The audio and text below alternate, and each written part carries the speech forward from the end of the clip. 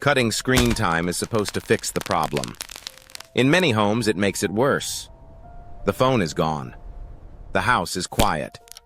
Your teenager sits at the kitchen table, hands folded, eyes somewhere far away. From the outside, it looks like success. Dinner is calmer. Homework gets done faster. But something feels wrong. This is not peace. It is restraint. And when the phone comes back, it does not come back gently. It comes back urgent. Longer nights. Harder crashes. This is not about screens. It is about what happens when relief disappears. Main body, the phone is gone. Not placed on a high shelf. Not locked in a drawer for later. Gone. The charger hangs unused on the wall, its small green light still glowing, as if it expects the phone to return. The kitchen is quiet in the early morning, the kind of quiet that feels rehearsed, not natural. Your teenager sits at the table, a bowl of cereal growing soggy in front of them. Their hands are folded together. Their back is straight. Their eyes drift somewhere past the window, past the driveway, past the neighborhood that looks exactly the same as it did yesterday. Nothing is wrong. Nothing is happening. And yet, everything feels unfinished. From the outside, it looks like progress. This is the moment many parents picture when they finally decide to cut screen time. The scrolling has stopped. The late nights are over. The blue glow no longer leaks from under the bedroom door. Dinner feels calmer. Homework gets done faster. There are fewer arguments. Your teenager answers when spoken to. They say okay. They say sure. They do not push back. For the first time in weeks, maybe months, the house feels manageable again. You breathe out without realizing you were holding your breath. In quiet moments, you tell yourself this is what structure looks like. This is what responsibility feels like. You replay familiar advice in your head. Consistency matters. Boundaries matter. You believe you are doing the right thing, and maybe you are. But what is being observed is not calm. It is restraint.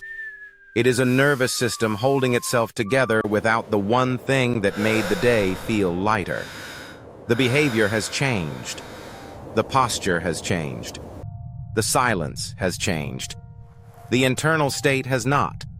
Most people misunderstand what happens when something that provides relief is removed. They assume the relief was the problem. So when the phone disappears, they expect the pressure to disappear with it. But pressure does not work that way. Pressure does not evaporate. When a system loses its only release, it does not relax. It tightens. During the first few days, many teenagers do not argue. They do not slam doors. They do not raise their voices. They hand over the phone. They follow the rules. From the outside, it looks like maturity. Parents often read this as acceptance.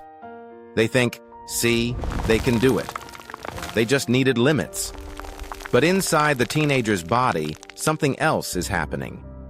The day feels longer than it did before. School drags on. Hallways feel louder. Every interaction demands attention. Every assignment feels heavier. There is no place to mentally step away. The body stays alert, waiting for the day to end. Not angry, not rebellious, just enduring. They finish homework faster now, but with less relief. They sit through dinner, but the silence feels heavier, like everyone is afraid to break it. They retreat to their room earlier, not because they are tired, but because there is nowhere left to rest. They lie on the bed and stare at the ceiling. No escape.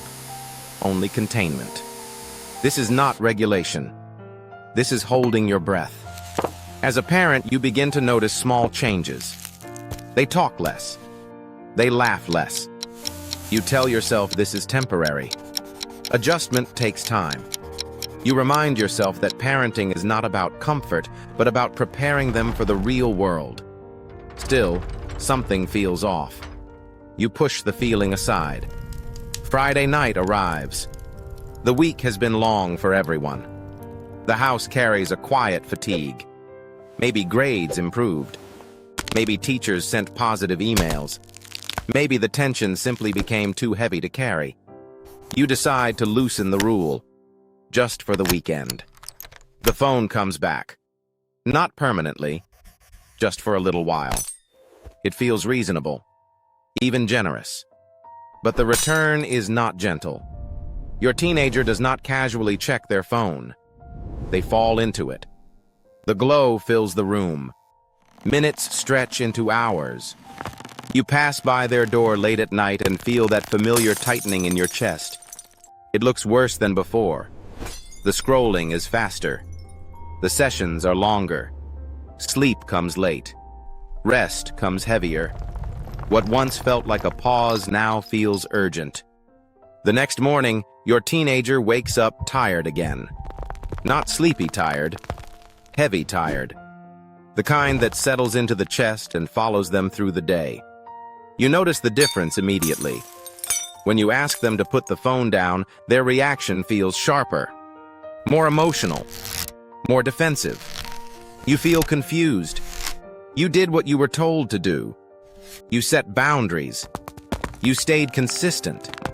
And somehow things look worse than before.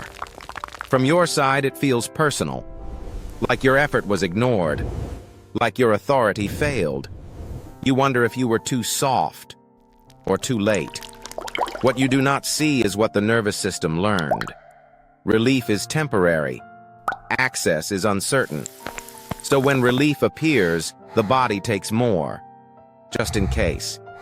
This is not defiance. It is adaptation. When relief becomes scarce, it becomes valuable. When access feels conditional, it becomes something to hoard. The screen does not gain power because it is exciting. It gains power because it is unreliable. This pattern shows up again and again in how adolescents use technology. Teens under the strictest limits often do not use screens less over time. They use them differently. In bursts, late at night, on weekends when structure disappears, without intention, without an ending, driven by emotion, not purpose. Not because limits are cruel, but because limits alone do not change the reason for use. Over time, a quiet association forms. The screen equals relief. The rules equal pressure. The phone becomes the safest place in the room. Not because it is healthy, but because it asks nothing. At this point, many parents try harder. They install monitoring apps. They shorten allowed time. They tighten consequences. They believe consistency will fix it. But the system has already shifted. The relationship has changed. The conversation is no longer about support. It is about control. And control does not teach regulation. It teaches compliance. Slowly, something subtle happens. Your teenager stops explaining. They stop pushing back. They nod. They agree. They do what is asked. And then they disappear emotionally. Not because they do not care, but because caring feels expensive. When connection feels like evaluation, distance feels safer than honesty. This is the cost no one warns parents about. Not addiction, not rebellion. Distance. The kind that grows quietly, behind good behavior. The kind that looks like success until it does not. Here is the misunderstanding at the center of all of this. Reducing screen time does not automatically reduce dependence. Sometimes it teaches the nervous system to grab relief faster when it becomes available. The system is doing exactly what it was trained to do. So the real question is not how many minutes are allowed. It is not about apps or schedules. The real question is this. If restriction increases urgency and access without purpose fuels escape, what actually changes the role of the screen? Because the answer is not more control. It is not stricter rules. It is something quieter, something structural, something most families never try. If this makes you uncomfortable, sit with that feeling.